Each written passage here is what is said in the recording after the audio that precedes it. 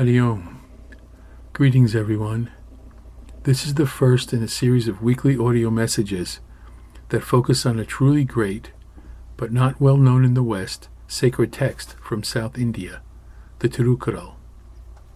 It's in the language of South India, Tamil. It's made up of two words, Tiru, which means holy, and Kural, couplet, poetic couplet. Written about 2,000 years ago, the author is Tiruvalluvar. Again, Tiru, meaning holy, and Valluvar, weaver, the holy weaver. We don't know his real name. And although a weaver was viewed as a lower caste occupation, Tiruvalluvar was revered as a wise observer of life. And even though he was a member of the lower caste, his advice was sought by people of all castes. Near the end of his life, he was asked to compile his observations.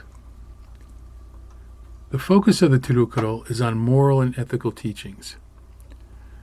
Tiruvalluvar's insights were so deep, so universal and practical, that Jains, Buddhists, and Christians sometimes either claimed it as being from their faith tradition or that it was heavily influenced by their faith tradition.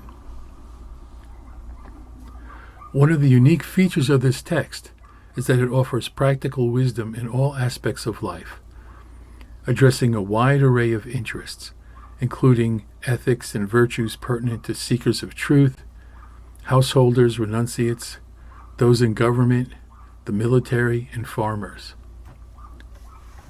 To really understand the importance of the focus of this text, it's helpful to be familiar with the four righteous values of life as revered and taught in India. The four righteous values of life are Artha, Kama, Dharma, and Moksha. Artha means material needs. It's perfectly natural and fine for us to seek the things we need to live life. Kama, pleasurable experiences. It's also fine for us to look for pleasurable experiences in life. Life is to be enjoyed. Dharma. Dharma, sacred knowledge or wisdom. Dharma is valued for the harmony it helps to cultivate for the individual and for society as well. And very importantly, in this context, Dharma acts as a regulator or moderator for Artha and Kama, the material needs and pleasurable experiences.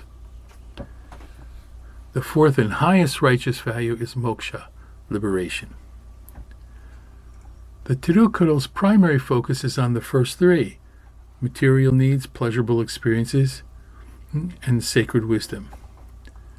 These three righteous values pave the way for the realization of the fourth, the highest value, moksha, liberation from ignorance and the suffering it brings.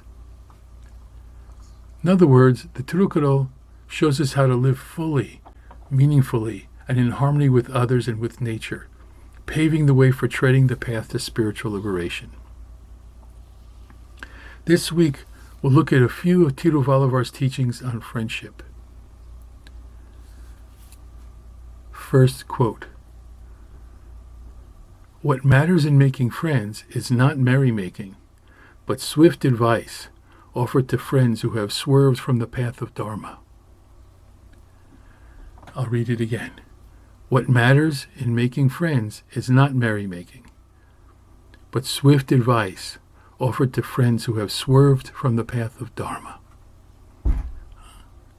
We should be looking for friends who are willing to give us advice, corrections and advice, if they see us slipping from the path of Dharma.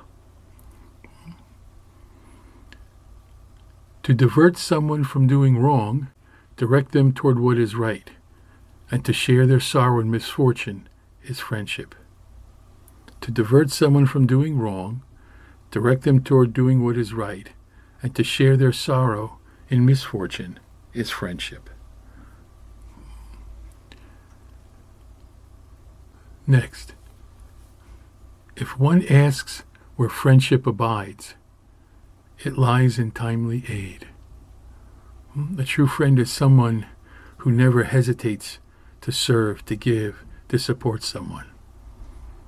Tiruvalluvar says that's where you find friendship. That's one of the signs of friendship. Friendship abides where there's timely aid.